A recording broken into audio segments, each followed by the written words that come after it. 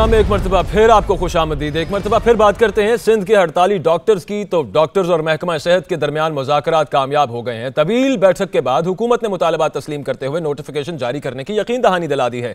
मुशीर कानून है मुर्तज़ा वहाब और सेक्रेटरी हेल्थ सईद अवान, उन्होंने डॉक्टर रहनुमाओं के साथ प्रेस कॉन्फ्रेंस की और बाज़ाब्ता ऐलान भी किया। आपसे कुछ देर पहले आपको बताते जाएं कि सिंध के जो डॉक्टर्स हैं, खासतौर पर यंग डॉक्टर्स हैं, उनका यह मुतालबा था कि उनका जो सर्विस स्ट्रक्चर है वो पंजाब के मुताबिक किया जाए, पंजाब के तरह का किया जाए। उसके अलावा उनका यह भी कहना था कि हेल्थ अलाउंस भी बढ़ाया जाए। इसके अलावा दीगर मुराद वो मांग रहे थे। 3 दिन तक यह एहतजाज जारी रहा। ओपीडीज बंद रही, जिसकी वजह से मरीजों और उनके लवाहिकीन को तो शदीद मुश्किलात का सामना रहा। लेकिन आज बिलाखिर महकमा सेहत सिंध ने उनसे मुज़ाकरात किए और उनके मुज़ाकरात अब तक की इत्तलात के मुताबिक मान लिए गए हैं। नोटिफिकेशन जारी करने का वादा भी कर दिया गया है। हमारे नुमाइंदे नवाज डाहरी साथ मौजूद हैं। नवाज, ये बताइएगा नोटिफिकेशन कब तक जारी हो जाएगा? इस वक्त एहतजाज की एग्जैक्टली क्या सूरत हाल है? नोटिफिकेशन जारी होने के बाद डॉक्टर्स एहतजाज छोड़ेंगे या छोड़ चुके? बिल्कुल, कुछ देर पहले हम ये खबर ब्रेक कर चुके हैं कि डॉक्टर्स और सिंध हुकूमत के माबैन मुज़ाकरात कामयाब हो चुके हैं और थोड़ी देर के बाद उनकी प्रेस कॉन्फ्रेंस मुतवक्किल थी। और अभी जो वो प्रेस कॉन्फ्रेंस हुई है जिसमें मुशीर इत्तलात और कानून मुर्तज़ा वहाब ने इस प्रेस कॉन्फ्रेंस को लीड किया है, जिसमें सेक्रेटरी सेहत सईद अवान और इसके साथ साथ डॉक्टर्स यंग डॉक्टर्स एसोसिएशन के अहदेदार मौजूद थे। और बाकायदा तौर पर ऐलान किया गया है कि सिंध हुकूमत और सिंध डॉक्टर्स एसोसिएशन के दरमियान मुज़ाकरात कामयाब हो चुके हैं। और बाकी जो नोटिफिकेशन की बात है वो 7 दिन के अंदर एक समरी सिंध हुकूमत की जानिब से महकमा सेहत वो अरसाल करेगा वज़ीर आला सिंध सैयद मुराद अली शाह को, जिसके बाद 7 रोज के अंदर तमाम मुज़ाकरात ऑफिशियली जो है वो ऑन पेपर नोटिफिकेशन जारी करके मान लिए जाएंगे। लेकिन अपडेट ये है कि तमाम मुज़ाकरात जो है वो कामयाब हो चुके हैं, मुतालबात मंजूर कर लिए गए हैं। पंजाब हुकूमत के जो सेहत महकमा सेहत डिपार्टमेंट है उनके डॉक्टर से स्टैंडर्ड के मुताबिक सैलरी स्ट्रक्चर बनाया जाएगा, सिंध हुकूमत की जानिब से ऐलान किया गया है। जबकि इसके साथ साथ हाउस जॉब ऑफिसर्स के अलाउंस में इजाफे का ऐलान किया गया है। जबकि तमाम तर सहूलियात जो पंजाब हुकूमत अपने डॉक्टर्स को दे रही है वो सिंध हुकूमत अब अपने डॉक्टर्स को देगी। तो मुज़ाकरात कामयाब हो चुके हैं। कुछ ही देर पहले प्रेस कॉन्फ्रेंस में बाकायदा तौर पर ऐलान कर दिया गया समरी जो अरसाल की जाएगी महकमा सेहत की तरफ से सीएम सेक्रेटेरिएट को, उसके क्या मंदरजात हैं? मतन क्या है उसका? कौन कौन सी एग्जैक्ट ऐसी शराइत हैं जो मानी गई हैं डॉक्टर्स की? बताइए नवाज। जी बिल्कुल, जो समरी अरसाल की जाएगी वो डॉक्टर यंग डॉक्टर्स एसोसिएशन के अहदेदार और सेक्रेटरी सेहत सईद अवान वो मिलकर वो समरी बनाएंगे। और समरी के मददगार और समरी के जो इंग्रेडिएंट्स होंगे उसमें नंबर 1 जो है वो तमाम तर जो डॉक्टर्स हैं उनकी जो सैलरी है वो पंजाब हुकूमत की डॉक्टर्स के बराबर कर दी जाएगी। नंबर 2, हाउस जॉब ऑफिसर्स जितने भी हैं, सीनियर लेवल के हाउस जॉब ऑफिसर्स हैं, उनकी जो मराहत है उसमें इजाफा किया गया है। जबकि जूनियर लेवल के हाउस जॉब ऑफिसर्स हैं उनकी मराहत में भी इजाफा किया जाएगा। नंबर 3, बर वक्त जब भी ये जितने भी हाउस जॉब ऑफिसर्स होंगे उनकी मराहत ऑन टाइम उनको दी जाएगी। नंबर 3, हाउस रेंट में इजाफा किया जाएगा। और जबकि इसके अलावा तमाम जो प्रोफेशनल अलाउंस है वो डॉक्टर्स को दिया जाएगा सिंध हुकूमत की जानिब से। नवाज, आपसे कुछ देर पहले जो मुर्तज़ा वहाब प्रेस कॉन्फ्रेंस कर रहे थे यंग डॉक्टर्स के साथ और साथ उनके मुशीर सेहत भी मौजूद थे, ये इस हवाले उन्होंने कुछ बताया कि अब ये तमाम मुतालबात मानने के बाद खजाने पर मजीद कितना बोझ बढ़ेगा या सेहत को कितने मजीद पैसे डिस्बर्स किए जाएंगे महकमा सेहत को इन मुतालबात के मानने की वजह से? ये जितनी भी बजट बनाई जाती है तमाम तर जो सूबे की उसमें डेवलपमेंटल और नॉन डेवलपमेंटल फंड रखे जाते हैं। तो ये जो नॉन डेवलपमेंटल फंड्स हैं उसमें से ही ये अखराजात जो है वो पूरे किए जाएंगे। जबकि डेवलपमेंटल फंड्स जो है वो पहले से ही मरतब किए जाते हैं जितनी भी सैलरीज हैं। तो ये तमाम तर जो खजाने से इन डॉक्टर्स को फैसिलिटेट किया जाएगा वो नॉन डेवलपमेंटल फंड से जो है वो तमाम तर जो चीजें होंगी वो किए जाएंगी। नवाज, ये भी बताइए, कोई प्रेस कॉन्फ्रेंस में किसी ने ये सवाल पूछा मुशीर इत्तलात से कि 4 दिन बाद ही उनको ये ख्याल क्यों आया? मरीज 4 दिन जो रुलते रहे और लोगों का जो नुकसान हुआ, मुतालबात तस्लीम करने थे पहले ही कर लेते और अगर जायज मुतालबात थे तभी तो तस्लीम किए। बिल्कुल, ये प्रेस कॉन्फ्रेंस में जब सवाल हुआ यही सवाल हुआ तो उसके बाद मुशीर इत्तलात ने मुस्कुरा कर ये जवाब दिया कि देर आए दुरुस्त आए। एक और सवाल भी हुआ कि तमाम तर मामलात में जो सिंध हुकूमत और डॉक्टर्स के माबैन मुज़ाकरात डिले हुए जिसकी वजह से हलाकतें भी हुई, इसके अलावा मुख्तलिफ जो मरीज रुल गए उसके जिम्मेदार कौन है? तो इस पर मुशीर इत्तलात जो है वो आए बाएं शाएं करते रहे, किसी को भी जो है वो जिम्मेदार नहीं ठहराया। जब डॉक्टर से पूछा गया तो उनका कहना था कि ये जिम्मेदार अगर ऐसी बात है तो फिर पंजाब और खैबर पख्तूनख्वा में जितने डॉक्टर्स हैं उनकी सैलरीज भी दी जाती है। तो हमारी बुनियादी राय खैर, मरीजों का इसमें नुकसान हुआ, उनके लवाहिकीन मुजाहिरीन यहाँ पर ख्वार हुए, डॉक्टर्स भी यही कहते हैं और हुकूमत भी यही कहती है, एक मुहावरे के साथ इस बात को निपटा दिया कि देर आए दुरुस्त आए। चलें, अच्छी बात है। बहुत शुक्रिया नवाज डायरी, आप हमें अपडेट कर रहे थे सारे मामले पर। कुछ आसिफ अली जरदारी साहब की नाअहली केस की बात करेंगे जो इस्लामाबाद हाई कोर्ट में समाअत के लिए मुकर्रर कर दिया गया और chief justice Islamabad high court कल इस केस की समाअत करेंगे। पीटीआई रहनुमा उस्मान डार और खुर्रम शेर जमान ने अपनी दरखास्तों में असासे छुपाने पर आसिफ अली जरदारी की ताहयात नहली की इस्तदा की थी। रिपोर्ट देख लीजिए, फिर बात करते हैं।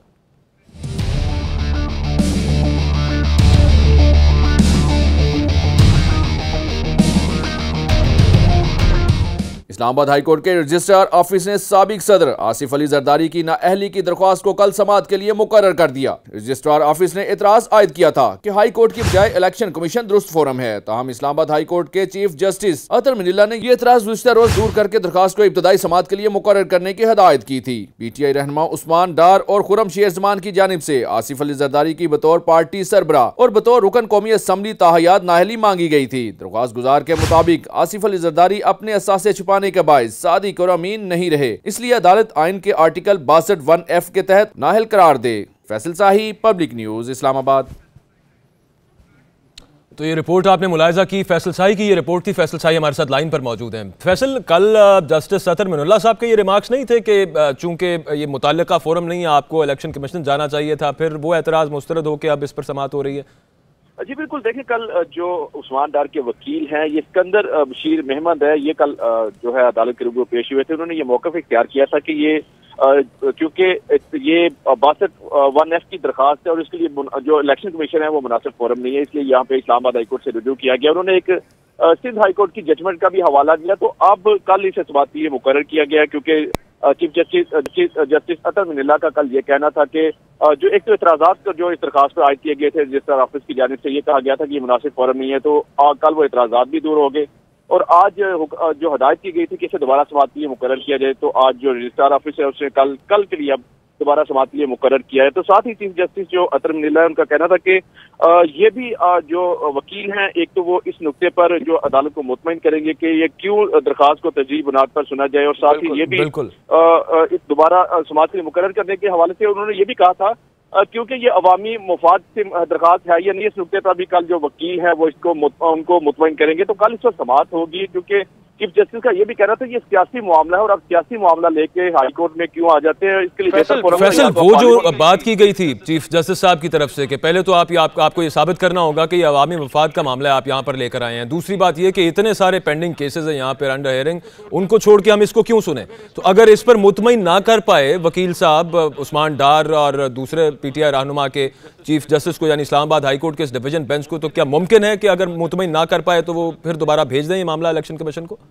देखिए कल जो चीफ जस्टिस अतर मिनिल्ला जो समाअत करेंगे वो इस हवाले से समाअत करेंगे कि ये दरखास्त काबिल समाअत है या नहीं है। तो अगर तो वकील जो है जो सिकंदर बशीर मोहम्मद है, उन्होंने मुतमईन कर दिया इस नुक्ते पर कि ये अवामी मुफाद का मसला है और ये 62(1)(f) क्योंकि ये इलेक्शन कमीशन बकौल वकील जो है सिकंदर बशीर मोहम्मद के, उनका ये जो बेहतर फोरम है वो जो इलेक्शन कमीशन नहीं है बल्कि इस्लामाबाद हाई कोर्ट है। तो अगर वो उस नुक्ते पर मुतमईन कर दे तो यकीनन ये काबिल समाअत करार दी जा सकती है, लेकिन अगर मुतमईन ना किए तो ये दरखास्त जो खारिज भी की जा सकती है।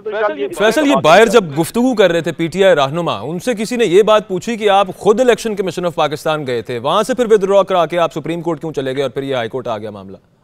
जी बिल्कुल, देखिए इस हवाले से उनकी बात की थी तो उनका यही कहना था। उन्होंने एक तो देखें जैसा मैंने आपको बताया जो उनके वकील है सिकंदर बशीर महमद, उन्होंने भी ये हवाला दिया था और एक सिंध की हाई कोर्ट की जजमेंट का हवाला भी दिया था कि ऐसा ही बिल्कुल केस एक सिंध में भी आया था, तो सिंध हाई कोर्ट ने उसका फैसला दिया था इलेक्शन कमीशन में 62(1)(f) के लिए नहीं जाया जाता और ये जो है अदालती मामला हो जाता है, अदालत में लेके जाया जाता। तो कल भी जो चीफ जस्टिस अतर मिनिल्ला उन्होंने भी ये जो पॉइंट उठाया था, उन्होंने कहा था कि ये सियासी मसला है, या तो पार्लियामेंट के में उठाया जाए या कोई कमेटी के हवाले कर दिया जाए या फिर इलेक्शन कमीशन इसका फोरम बनता है। तो अब कल दोबारा जो समाअत के लिए मुकर्रर हुई है, तो अगर कल पता चल जाएगा काबिल समाअत है कि नहीं ये दरखास्त, और इस पर वकील जो हैं उस्मान डार साहब के वो मुतमईन कर पाते हैं अदालत आलिया को कि नहीं कि ये अवामी मसला है या फिर, और बाकी जो यहाँ पर ज़ेर इल्तवा केसेस हैं दीगर मुख्तलिफ संगीन नौयत के, उनको छोड़कर इस मसले को क्यों सुना जाना चाहिए? क्योंकि खुद भी ये तमाम तर रिमार्क्स दे चुके इस पर chief justice Islamabad high court Athar Minallah साहब।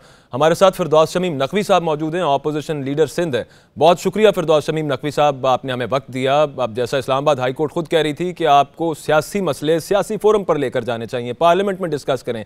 स्पीकर साहब गो के न्यूट्रल हैं, लेकिन आपकी पार्टी के वहां पर एक रेफरेंस मूव कर दिया जाता जरदारी साहब के खिलाफ, वो आगे फॉरवर्ड कर देते। इलेक्शन कमीशन ऑफ पाकिस्तान को कोर्ट जाने की क्या जरूरत पेश आ गई?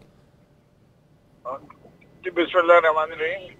इलेक्शन का स्पीकर के सामने भी मूव किया जा सकता था, लेकिन हमें पता है कि स्पीकर के बाद इलेक्शन कमीशन के ट्राइब्यूनल और उसके बाद जो है वो हाई कोर्ट और उसके बाद सुप्रीम कोर्ट जब तक नहीं जाएगा तो मसला हल नहीं होना था।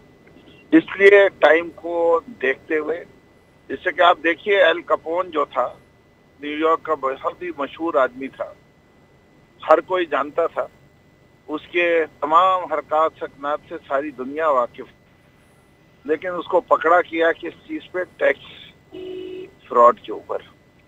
सही।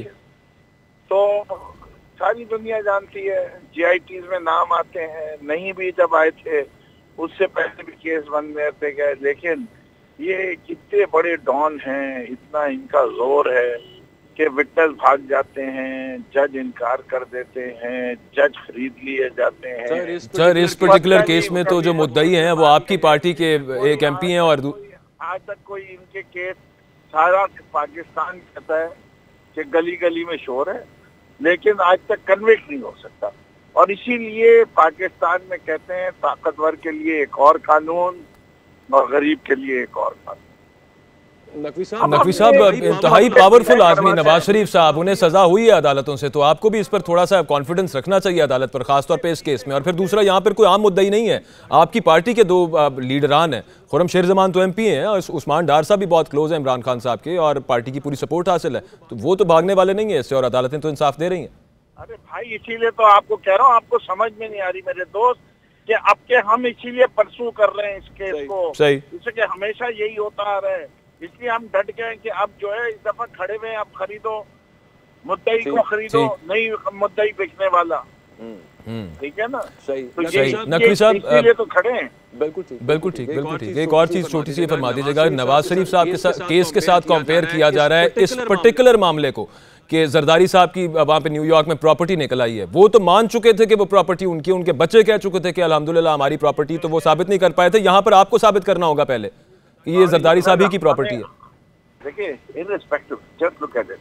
This is a case of misdeclaration. सही. To the Election Commission of Pakistan, that either he forgot to declare the properties which he had, or he has purposely lied to the Election Commission of Pakistan. One of the two. And in both cases, we are asking that Article 62 be applied. बिल्कुल ठीक, लेकिन पहले ये establish कौन करेगा कि ये property Zardari साहब की है? जी वो डिनाई कर, देखिए हमने तो उसके सर्टिफिकेट दे दिए ना, लेटेस्ट इशूड सर्टिफिकेट दे दिया प्रॉपर्टी टैक्स का। ठीक है। और इससे ज्यादा और क्या सबूत दे सकते हैं? जमीन तो आके गवाही नहीं देगी कि मैं जरदारी साहब मेरे मुकाबिल, ownership documents is the only proof ना, वो जमा करा। दुरुस्त बात है। कहने का, पूछने का मकसद सिर्फ यही था कि एक पूरा प्रोसेस होता है ना लंबा, मतलब वहाँ से फिर नोटरी भी करवाना पड़ता है, फिर यहाँ से वहाँ पे एमएलएस जाएंगे, लिख के वापस आएंगे, वो सारा मामला आपके सामने ही है जो नवाज शरीफ साहब के केस में चलता रहा। इतना सिंपल तो नहीं है कि सिर्फ डॉक्यूमेंट्स ला के दे दिए तो वो मान लिया जाएगा जनाब ये उनके। यहाँ मामला बड़ा अच्छा है ना, यहाँ मामला ये है कि कोर्ट खुद भी आके या किसी अटॉर्नी को कह के अब access to the land record से निकलवा सकता है, जैसे कि वहाँ के तमाम रिकॉर्ड कंप्यूटराइज्ड हैं और वो कोई मैनिपुलेट नहीं कर सकता। बिल्कुल ठीक है। वो पहले पब्लिक एक्सेस होती थी, कोई दरखास्त गई है, उसके बाद से वो पब्लिक एक्सेस से रोक दिया गया वो डॉक्यूमेंट किसी वजह से, लेकिन तब भी उस पीरियड के जो है नोटराइज कॉपीज जमा कर दी गई हैं। प्रॉपर्टी बिलोंग करती है मिस्टर आसिफ जरदारी को। ठीक है, चलें लेट्स सी ये सारे मामले को कोर्ट अब किस तरह से देखती है। पहले तो वो ये देखेगी कि ये काबिल समाअत है भी या नहीं इस्लामाबाद हाई कोर्ट में, और फिर शायद वो मशवरा भी दे दें कि इसको इलेक्शन कमीशन ऑफ पाकिस्तान ले जाया जाए। फिरदौस शमीम नकवी साहब, बहरहाल आपने अपना वक्त दिया, आपका बहुत मामला देखा जाएगा। कल इस्लामाबाद हाई कोर्ट में इसकी समाअत होगी कि आसिफ अली जरदारी साहब की नाअहली से मुतालिक जो तमाम दरखास्त दी गई है उस्मान डार साहब और खुर्रम शेर जमान साहब की तरफ, उस पर समाअत हो सकती है कि नहीं। एक ब्रेक लेते हैं, यहाँ पे ब्रेक से वापस आएंगे कुछ और इशूज़ के साथ। Stay with us. खुशामदीद अहम खबर है जिससे आपको अपडेट करने लगे हैं कि हुकूमत ने छोटे दुकानदारों से भी टैक्स लेने का फैसला किया है। एफबीआर हुकाम के मुताबिक अब स्मॉल शॉपकीपर्स के लिए टैक्स लगाया जाएगा। वजीर ममलकत बराए रेवेन्यू हमाद अजहर ने यह कहा है कि 50 से 60 लाख लोगों को टैक्स नेट में लाया जाएगा। छोटे दुकानदारों के लिए टैक्स में कारोबार और जगह समेत तमाम पहलू देखे जाएंगे। तो मजीद तफसीलात अपने नुमाइंदे राजा उस्मान ताहिर से जान लेते हैं। राजा उस्मान ताहिर, बताइएगा एग्जैक्ट प्लान है क्या, किस तरह से टैक्स नेट में लाने का प्लान है हुकूमत का 50 से 60 लाख छोटे दुकानदारों को? जी बिल्कुल, सेनेट की जो कायमा कमेटी बराए खजाना है उसका आज इजलास हुआ है सेनेटर फारूक इसनाई की ज़ेर सदर पार्लियामेंट हाउस में। आपको ये बताता चलूँ कि कायमा कमेटी के इजलास में 2 बार इसका इजलास मुलतवी करना पड़ा क्योंकि हुकूमत की जानिब से कोई भी एहलकार नहीं आया था इसमें ब्रीफिंग के लिए। और जो फाइनेंस बिल ने पेश किया था कौमी असम्बली में, उसके ऊपर आज इसमें बहस होना थी, जिसके ऊपर ने कहा कि ना तो वज़ीर खजाना मौजूद है, ना सेक्रेटरी खजाना इस कमेटी में पाए जाते हैं और ना ही चेयरमैन एफबीआर कमेटी में आए हैं ताकि हमें ब्रीफ किया जा सके। इसके बाद फिर इजलास मुलतवी करना पड़ा 1 घंटे के लिए। इसके बाद फिर भी ये लोग इजलास में नहीं आए और उसके बाद 2-1.5 घंटे के लिए फिर इजलास मुलतवी करना पड़ा। और उसके बाद वज़ीर ममलकत जो रेवेन्यू हमाद अजहर वो आए और चेयरमैन एफबीआर ने कमेटी इजलास में शिरकत की। उनका ये कहना था कि ये छोटे दुकानदार हैं उनको टैक्स नेट में लाया जा रहा है। इस हवाले से सिफारिशात मुरतब की जा रही हैं और तमाम जो मामला है वो एफबीआर के हवाले कर दिए गए हैं और वो अगली जो कायमा कमेटी की ब्रीफिंग उसमें डिटेल से ब्रीफ किया जाएगा कि छोटे जो दुकानदार हैं, कारोबारी हजरात हैं, उनको टैक्स नेट में कैसे लाया जाए। तो छोटे दुकानदार जो हैं एग्जैक्टली हर दुकानदार की कितनी इनकम है, इस बात का तयन कैसे किया जाएगा, ये बताया गया कुछ हमाद अजहर साहब की जानिब से, या आप ये भी बाद में ब्रीफिंग में बताएंगे? वो बिल्कुल इस हवाले से कुछ भी कमेटी को नहीं बताया गया था। हम सिर्फ यही उनका कहना था कि छोटे जो दुकानदार हैं, छोटे कारोबारी हजरात हैं, उनको टैक्स नेट में लाने की कोशिश की जा रही है और एक फ्रेम बना रहे हैं। अगली कमेटी में इसकी मुकम्मल ब्रीफिंग की जाएगी कि इनको किस तरह टैक्स नेट में लाया जाएगा। यहाँ में तो फिर ये अगली ब्रीफिंग पे पता चलेगा कि किस तरह से एग्जैक्टली ये 50 से 60 लाख छोटे दुकानदारों को टैक्स नेट में ला सकते हैं। बहुत शुक्रिया राजा उस्मान ताहिर, आप हमें अपडेट कर रहे थे। एक और आम खबर यहाँ पे आपको दें कि साबिक वजीर आजम नवाज शरीफ का सेंट्रल जेल में फिर तिब्बी मुआयना हुआ। PIC की टेस्ट रिपोर्ट का भी मुशाहिदा किया गया। शुएब हाशमी ने रिपोर्ट तैयार की है, आप देख लीजिए।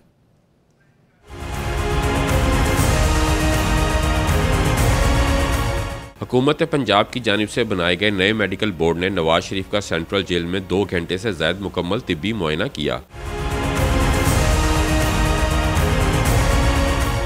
कोट लखपत जेल में डॉक्टर के कमरे में मेडिकल चेकअप किया गया। नवाज शरीफ के जाती मौलवी डॉक्टर अदनान भी मुआयना के वक्त जेल में मौजूद रहे। कोट लखपत जेल में doctor Mohammad Talha bin Nazir, professor doctor Shahid Hameed, doctor Sajjad Ahmed समेत दीगर डॉक्टरों ने नवाज शरीफ का ब्लड प्रेशर चेक किया और खून के नमूने लिए। ज़राए के मुताबिक नवाज शरीफ ने पट्ठों में खिंचाव और दिल पर भारीपन की शिकायत की। मेडिकल बोर्ड नवाज शरीफ की सेहत से मुतल्लिक अपनी सिफारिशात हुकूमत को भिजवाएगा। मेडिकल बोर्ड ने नवाज शरीफ का मुकम्मल तिब्बी मुआयना कर लिया। अब इनका इलाज जेल में किया जाएगा या अस्पताल मुंतकिल किया जाएगा, इसका फैसला बाद में होगा। कैमरामैन रेहान शेख के साथ शुएब हाशमी, पब्लिक न्यूज़, लाहौर। तो शरीफ फैमिली का तो ये मुतालबा है कि नवाज शरीफ साहब की सेहत ऐसी नहीं है, उन्हें अस्पताल मुंतकिल किया जाए। इसका फैसला बहरहाल मेडिकल बोर्ड की रिपोर्ट के बाद किया जाएगा। आगे बढ़ते हैं, कुछ बात करते हैं कि बिलावल भुट्टो ने हालिया बयानात में वज़ीर आज़म इमरान खान को तारीख सीखने का मशवरा दिया। इस सब एक नई बहस का आगाज़ हो गया और उनका यह कहना था कि उनके नाना अपनी काबिलियत पर सिकंदर मिर्ज़ा और अयूब खान की हुकूमत में आए थे। बिलावल भुट्टो जरदारी ने यह भी कहा कि उनके नाना ने वज़ीर आज़म के वालिद को नौकरी से फारिग किया था।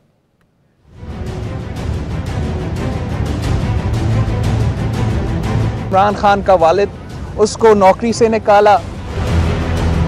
करामुल्लाह नियाजी ने उसके उस दौर में अपनी नौकरी छोड़ी। बिलावल भुट्टो ने हालिया बयानात में वजीर आज़म इमरान खान के तारीख सीखने के हवाले से एक नई बहस का आगाज करते हुए कहा है कि उनके नाना अपनी काबिलियत पर सिकंदर मिर्जा और अयूब खान की हुकूमत में आए। बिलावल ने ये भी कहा कि उनके नाना ने वजीर आज़म के वालिद को नौकरी से फारिग किया था। शहीद जुल्फिकार अली भुट्टो इतने इनकलाबी काम किए जो इस मुल्क के पूरा स्टेटस को हिला दिया। करप्ट ब्यूरोक्रेट्स जैसे इमरान खान का वालिद था, उसको नौकरी से निकाला। वजीर आज़म इमरान खान का बिलावल के नाना जुल्फिकार अली भुट्टो को एक आमिर की गोद से तरबियत लेकर वजीर खारजा और बादअज़ां वजीर आज़म के मनसब तक पहुँचने के बयान पर शदीद रद्द-ए-अमल दिया। बिलावल भुट्टो ने जुल्फिकार अली भुट्टो का दिफा करते हुए ये भी कहा कि उनके नाना जुल्फिकार भुट्टो ने सियासी करियर सिकंदर मिर्जा के दौर में शुरू किया और अयूब काबीना में मेरिट पर मुंतखब हुए। इन बयानात में माजी की दिलचस्प हकीकत छुपी हुई है। शहीद जुल्फिकार अली भुट्टो अपनी मेरिट पे इस्कंदर मिर्ज़ा और अयूब खान के साथ मिनिस्ट्री संभाले थे। बिलावल ने जुल्फिकार अली भुट्टो को अयूब खान का वजीर तो कहा, लेकिन अयूब खान को डिक्टेटर नहीं कहा। क्या अयूब खान बिलावल के नाना के बॉस नहीं थे और क्या अयूब खान डिक्टेटर नहीं थे? बिलावल ये बात गोल कर गए।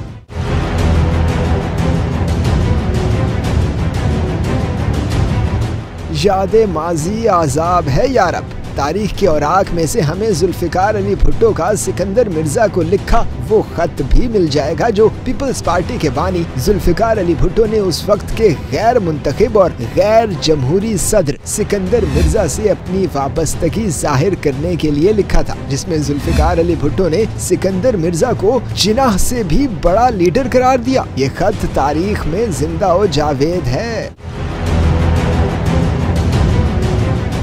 तज्जियाकारों का ख्याल है कि तारीख का जिक्र हो तो बिलावल को मारूफ साबिक ब्यूरोक्रेट और मुसन्निफ कुदरतुल्लाह शहाब के शहाब नामे में जुल्फिकार भुट्टो का जनरल अयूब खान को डैडी कहकर पुकारने के वाक़े की तहरीर भी पढ़ लेनी चाहिए, जो जुल्फिकार भुट्टो के सियासी अरूज का खूब पता बताती है। वजीर आजम इमरान खान के बयानात बिलावल भुट्टो पर गिरा गुजरे। हालिया बयान में बिलावल भुट्टो ने कहा कि खान साहब को कोई तारीख बताए। उनके नाना ने सियासी सिकंदर मिर्जा के दौर में शुरू किया, लेकिन बिलावल ये हकीकत छुपा गए कि अयूब खान के दौर में ही जुल्फिकार अली भुट्टो का सियासी करियर अपने अरूज पर पहुंचा। अब जरा देखिए कि मारूफ सीनियर सहाफी और तज्जिया निगार मुजीबुर रहमान शामी ने इमरान खान के वालिद के हवाले से क्या कहा था। बावकार शख्स थे और बिजनेसमैन थे बड़े, और मैं उनसे खुद जाती तौर पर मेरी मुलाकात रही है, बड़ा करीबी ताल्लुक रहा। वजीर आजम इमरान खान के करीबी जराये के मुताबिक वजीर आजम के वालिद 1959 में सरकारी नौकरी से अलहदगी इख्तियार कर चुके थे, लिहाजा 1971 का बयान करदा वाकया हकाइक से आरी और मन घड़त है। इमरान खान साहब के वालिद हैं मरहूम इकरामुल्लाह नियाजी एससी थे, एससी। जब कालाबाग की हुकूमत आई और उन्होंने उस दौर में अपनी नौकरी छोड़ी। वजीर आजम हाउस के करीबी जराये का ये भी कहना है कि chairman People's Party Bilawal Bhutto साहब अब एक नजर अपने घर की तरफ भी कीजिए। आपके वालिद साबिक सदर आसिफ अली जरदारी के करप्शन के होशरुबा वाकयात और मिस्टर 10% के खिताबात जुबान ज़द-ए-आम है। जराये ने मजीद कहा कि ये भी हकीकत सबको मालूम है कि आसिफ जरदारी ने किस तरह अपने दौरे हुकूमत में नैब के रिकॉर्ड से असल दस्तावेजात गायब कराई और फिर बरियत का ढिंढोरा पीटा। वजीर आजम हाउस के करीबी जराये का ये भी कहना है कि बेनजीर की वसीयत की असल हकीकत किसको मालूम नहीं। जाली अकाउंट्स की तरह बेनजीर की वसीयत भी जाली है। Chairman People's Party Bilawal Bhutto साहब दूसरों पर दशनाम तराजी और तनकीद के निश्तर चलाकर आप अपने मामलात से पहलू तही नहीं कर सकते, और आप तो अपने वालिद के मुबीना जाली अकाउंट्स और कारोबार के हिस्सेदार भी हैं। बिलावल का और आयान अली का खर्चा एक ही बैंक अकाउंट से होता रहा। तज्जियाकारों का ख्याल है कि बिलावल अपने कद से बड़ी बात करते हैं और तारीख से मुकम्मल वाकफियत भी नहीं रखते। तफसीली रिपोर्ट थी, इसमें तारीख की कुछ तल्ख हकीकतें भी बयान हुई, आपने भी देख ली होगी। उम्मीद करते हैं कि बिलावल भुट्टो जरदारी साहब जो इमरान खान साहब को तारीख सीखने का कह रहे हैं, उनकी भी नज़र इस रिपोर्ट पर पड़ जाए। हम आगे बात करते हैं वज़ीर आज़म इमरान खान साहब की। तो उनसे आज मुख्तलिफ मीडिया ग्रुप मालिकान ने मुलाकात की, जिसमें वज़ीर इत्तलात फवाद चौधरी, यूसुफ बेग मिर्ज़ा और नईमुल हक भी मौजूद थे। हुकूमत की आज़ादी, इजहार राय और मीडिया पॉलिसी पर तबादला ख्याल किया गया। तफसीलात टेका खान सानी से जानेंगे। टेका खान सानी, इस मुलाकात का अहवाल बताइएगा। जर्नलिस्ट के लिए कोई अच्छी खबर है इस मीटिंग के बाद? जी बिल्कुल, वज़ीर आज़म इमरान खान की मुख्तलिफ मीडिया हाउसेस के मालिकान से मुलाकात हुई है, जिसमें खास तौर पे यूसुफ बेग मिर्जा जो कि मामले एक्सक्लूसिव प्राइम मीडिया फेज है वो शरीक थे। इसके अलावा नईमुल हक और फवाद चौधरी वफाकी वज़ीर इत्तलात व नशरियात भी इसमें मौजूद थे, इफ्तिखार दुलानी। इसमें ओवरऑल पाकिस्तान में जो मीडिया के मसाइल हैं उस पर बातचीत हुई। इसके अलावा जो मीडिया पॉलिसी है हुकूमत की इजहार आज़ादी राय के ऊपर हुकूमत यकीन रखती है। वज़ीर आज़म ने यह भी बताया इसमें 2 से 3 मालिकान थे न्यूज मुख्तलिफ चैनल के, और वज़ीर आज़म ने मुलाकातों का सिलसिला शुरू कर रखा है। दीगर मालिकान से भी, मीडिया हाउसेस के मालिकान से भी बातचीत की जाएगी। वज़ीर आज़म की तरफ से एतमाद में लिया जा रहा है मीडिया हाउसेस को, खासतौर पे कि हुकूमत जो है उसकी पॉलिसी जो है उसपे बेहतरी आ रही है, मजीद बेहतरी आ रही है पुरानी हुकूमतों की निस्बत। हुकूमत जो है वो मीडिया हाउसेस के लिए सहूलतें, खासतौर पर सहाफियों के लिए सहूलतें फराहम करने के हवाले से जो प्लान रखती है। इसके अलावा ओवरऑल जो पाकिस्तान की मीडिया को दरपेश मसाइल है उस पर बातचीत की गई, खासतौर पर न्यूज प्रिंट के हवाले से और दीगर मराद के हवाले से वज़ीर आज़म ने जो पॉलिसी दी है उस पर भी एतमाद में लिया गया। और खास तौर पर वज़ीर आज़म की तरफ से यकीन दिलाया गया कि आने वाले दिन मीडिया के लिए अच्छे साबित होंगे, हुकूमत इस बारे में कोशिश है। बहुत शुक्रिया टिका खानसानी, आपने अपडेट किया। एक ब्रेक यहाँ पे पब्लिक न्यूज़ रूम में, उसके बाद कुछ और इशूज़ उन पर तबसरा होगा। हमारे साथ रहिए। और अब प्रोग्राम में कुछ बात करेंगे मौसम की। तो जुड़वां शहर बादलों की लपेट में है। बारिश के शुरू होते ही सर्दी की शिद्दत में इजाफा हो गया। जुड़वां शहर की मौसम की तफसीलात हरमीत सिंह हमारे नुमाइंदे हमारे साथ हैं, उनसे जान लेते हैं। हरमीत, कैसा मौसम है जुड़वां शहरों का?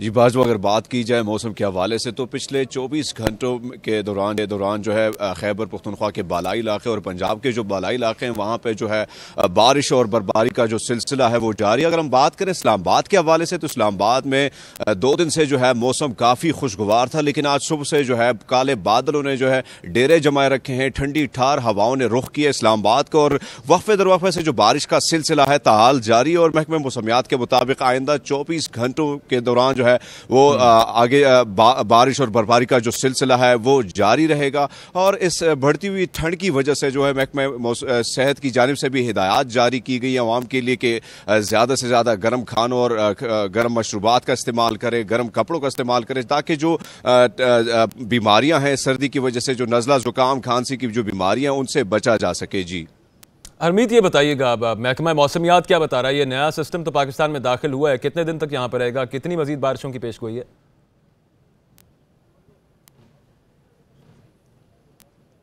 जी बिल्कुल, आज जब हमारी बात हुई महकमा मौसमियात वालों से तो उनका कहना है कि आइंदा 24 घंटों के दौरान मुल्क के बेशतर इलाकों जो उसमें जो पहाड़ी इलाके उसमें बर्फबारी का जो सिलसिला है वो जारी रहेगा। साथ साथ जो मैदानी इलाके उसमें जो है बारिश के साथ साथ जो है वो सर्दी की जो मजीद लहर है उसमें भी इजाफा होने का इम्कान है। और इस जो ये नया सिलसिला जो बारिश और बर्फबारी का जो शुरू हुआ, इससे जो है मुल्क के में जो है सर्दी की लहर में मजीद इजाफा होगा और ठंड की वजह से जो है वो आपको जाहिर बात है बीमारियां भी आ जाती हैं, जुकाम और ये खांसी की जो शिकायत है ये भी ज्यादा हो रही है। तो इस वजह से जो है महकमे सेहत की जानिब से जो है ये हिदायत भी जारी की गई हैं कि जो है ज्यादा बारिशों का सिस्टम पाकिस्तान में दाखिल हुआ है, शिद्दत मजीद बढ़ेगी। बहुत शुक्रिया हरमीत सिंह, आप हमें सारी सूरत हाल से अपडेट कर रहे थे। पाकिस्तान की मौसम की सूरत हाल तो हम बात कर ही रहे थे, अमरीका भी की अगर बात कर लें तो वहां पर भी शदीद सर्दी है। शिमाली और मशरकी रियासतों में दर्जा हरारत में रिकॉर्ड कमी की पेशगोई की गई है और रियासत मिनेसोटा में दर्जा हरारत -29 डिग्री तक गिर गया, जबकि शिकागो में सर्दी का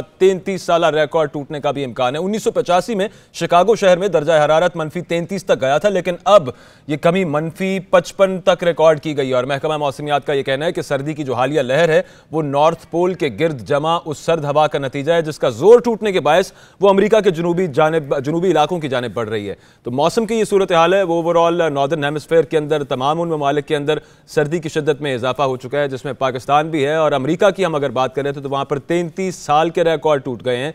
और शिकागो की हम बात कर रहे थे, रियासत मिनेसोटा की हम बात कर रहे थे, वहां पर ये रिकॉर्ड्स टूटे हैं। -55 तक पारा गिर चुका है। पब्लिक न्यूज रूम का आज वक्त खत्म हुआ, इजाजत दीजिए, अल्लाह हाफिज।